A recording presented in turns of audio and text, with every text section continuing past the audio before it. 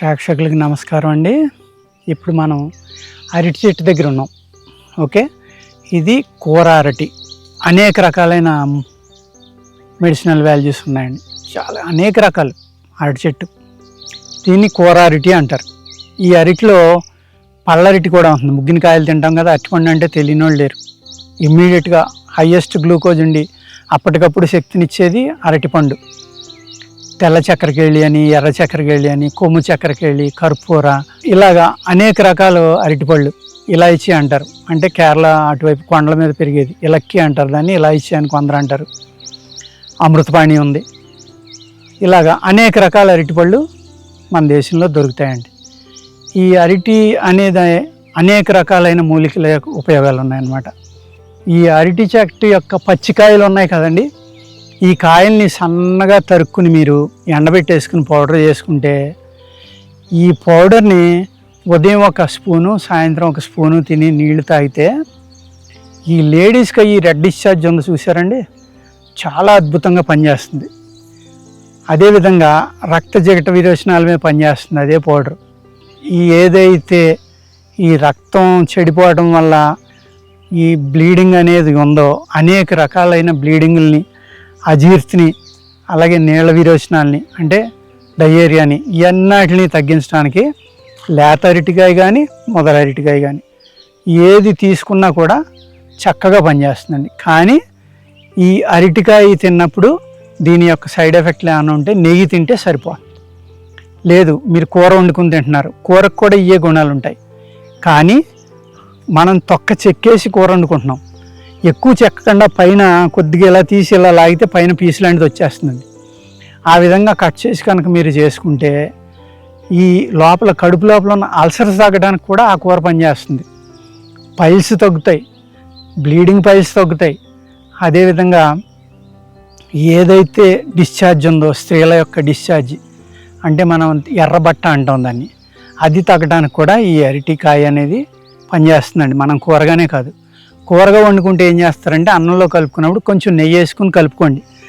దాని యొక్క అతి వేడి కానీ, అరటి చెట్టు కొంచెం వేడి చేస్తుందండి. కొంతమందికి పడదు, మాకు అరటికాయ కూర తింటే 2 రోజులు తింటే వేడి చేస్తుంది అంటారు చాలామంది. అటువంటి వాళ్ళు నెయ్యి వేసుకుంటే దాని యొక్క సైడ్ ఎఫెక్ట్ ఏదైతే ఉందో అది తగ్గి మీకు చక్కగా పనిచేస్తుంది. ఇది అరటి పువ్వు అంటారు. ఈ అరటి పువ్వు, దీని యొక్క రేకును మనం ఇలా ఒలిసామనుకోండి, దీని లోపల ఫ్లవర్స్ ఉంటాయండి, ఈ పువ్వులు ఉంటాయి, చూస్తున్నారు కదా మీరు. ఈ పువ్వులను ఏం చేస్తారంటే ఒలిస్తారు. దీని లోపల ఏవైతే ఉన్నాయో ఈ కేసరాలు ఉన్నాయి కదండి, ఇవి తీసేస్తారు. ఇలాగ ఇవి కొంచెం వగరెక్కువ ఉంటాయని తీసేస్తారనమాట. దీనిని పారించి ఉడకబెట్టుకుని చక్కగా పేస్ట్ చేసుకుని దీన్ని పనసపొట్టు వండినట్టుగా వండుకుంటారండి. ఇది పచ్చడి చేస్తారు, వేపుడు చేస్తారు, ఇగురు వండుకుంటారు. అనేక రకాలుగా దీన్ని వాడతారండి.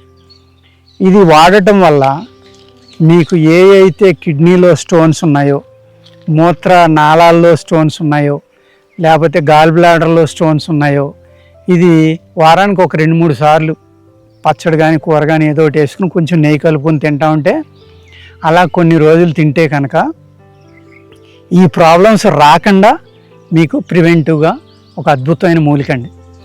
అదేవిధంగా మీకు వచ్చాక కూడా ఇది వాడడం వల్ల చాలా బాగా మీకు ఆ కిడ్నీ స్టోన్స్ అనేవి స్లోగా కరిగిపోయి కొన్ని నెలల తర్వాత పూర్తిగా మీకు స్టోన్స్ అనేవి బాడీలో లేకుండా అయిపోతాయండి. అంత చక్కగా ఈ అరటి పువ్వు యొక్క కూర మీకు పనిచేస్తుంది. ఈ అరటి కాడ ఏదైతే ఉందో దీని లోపల అరటి స్తంభం అంటారు, లోపల దాన్ని కొంతమంది దూట అంటారు. ఆ అరటి దూటని సన్నగా తరిగి ఇలా ఇరిస్తే పీసు కింద వస్తుందండి. ఆ పీసు తీసేసి మీరు దాన్ని వేడి నీళ్ళలో కొంచెం ఉప్పేసి పారించుకుంటే ఒక మాదిరిగా ఉడుకుతుంది. దాన్ని తీసి పేస్ట్గా చేసుకుని దాన్ని కూడా పువ్వు ఎలాగైతే చేస్తున్నావో అదే రకంగా ఇగురు వండుకోవచ్చు, పచ్చడి చేసుకోవచ్చు, లేకపోతే వేపుడు చేసుకోవచ్చు. దానికి కూడా ఏదైతే నేను ఇప్పుడు చెప్పిన ఈ డిశ్చార్జీల మీద కానీ, అంటే రెడ్ డిశ్చార్జ్ మీద అంత గొప్పగా పనిచేయదండి. అది మీకు మూత్రం చాలా బిగింపు, మూత్రం బిగింపు అంటారు. అంటే ఎవరికైతే మూత్రం సాఫీగా అవ్వట్లేదో వాళ్ళకి ఈ కూర తినడం వల్ల కూడా మీకు మూత్రం సాఫీగా అవుతుందండి.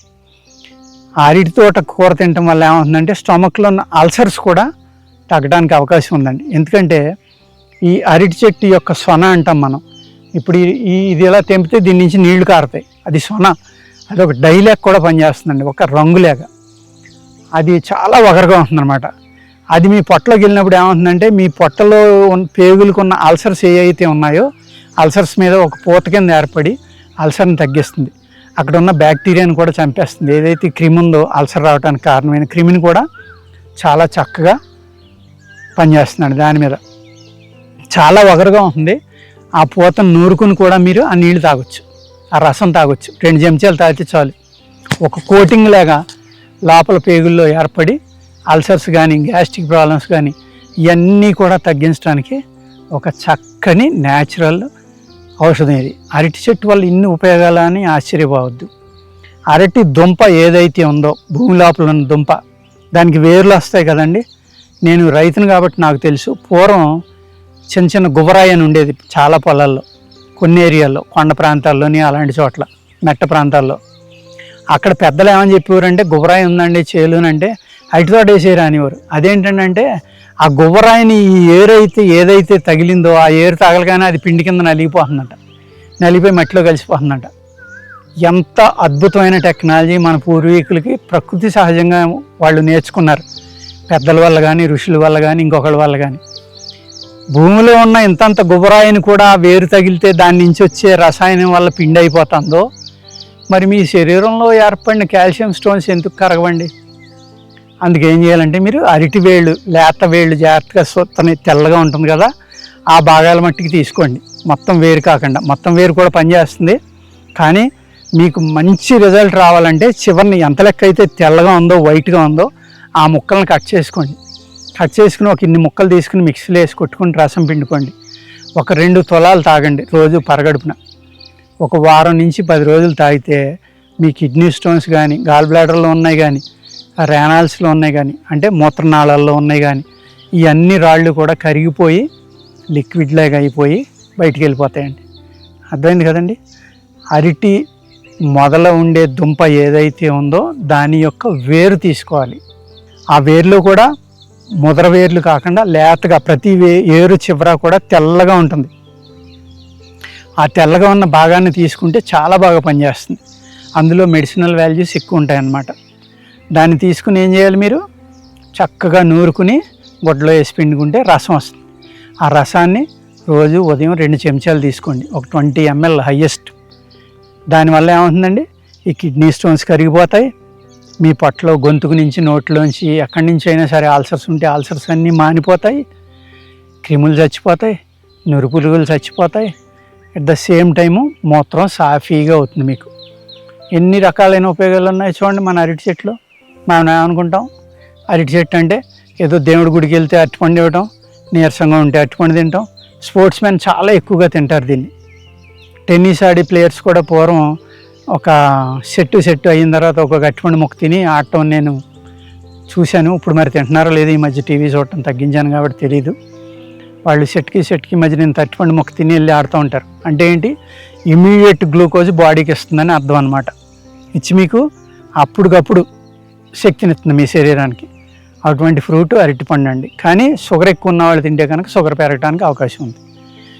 అదేవిధంగా దీని చెట్టు నీడను పడుకున్నా కూడా, అరటి చెట్టు యొక్క నీడని, ఈ గుణాలే మనిషికి ఇస్తుందండి. అర్థమైంది కదండి.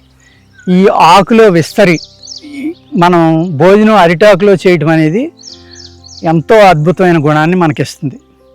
ఎందుకు అంటే అరిటాకు అనేది లేద్ద కోసుకోవాలండి. ఎప్పుడు మనం ముదిరిపోయిన ఆకు కాదు.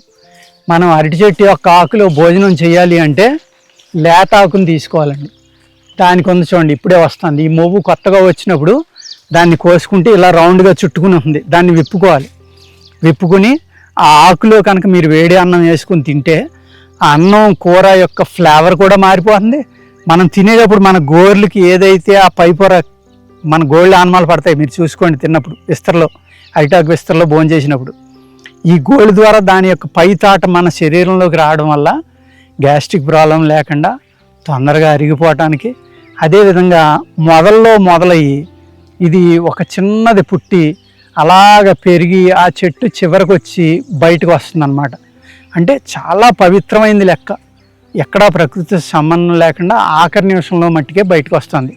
ఎన్నో రోజుల పాటు ఆ లోపల పెరిగి బయటకు వస్తుంది కాబట్టి దానికి అంత ప్యూరిటీగా బయటకు వస్తుంది, కాబట్టి దానికి అంత పవిత్రత. అదేవిధంగా మెడిసినల్ వాల్యూస్ ఉన్నాయి కాబట్టి ఆకులో ఆ విస్తరలో భోంచేయమంటాం.